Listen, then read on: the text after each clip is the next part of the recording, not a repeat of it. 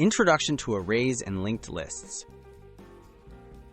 One-liners and two fundamental ways to store collections of data in programming.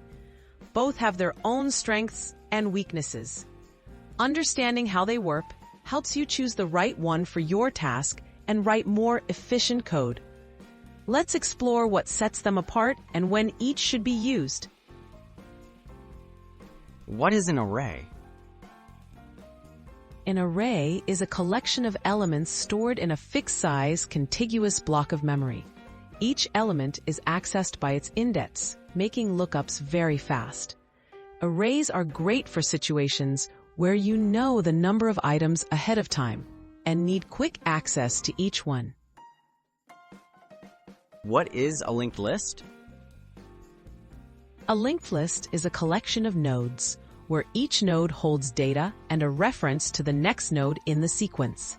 Unlike arrays, linked lists don't require elements to be in a single block of memory.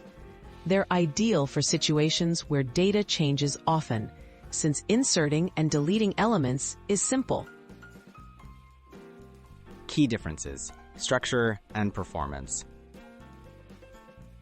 Arrays offer fast access to items using indices but can be slow when adding or removing elements, since this may require shifting items. Linked lists, on the other hand, make insertions and deletions easy, but accessing an element in the middle can be slower, as you have to follow each node one by one. Best use cases for each. Use arrays when you need rapid, random access to items and the number of elements is predictable. Choose linked lists when your data changes frequently or when you'll often be adding and removing items.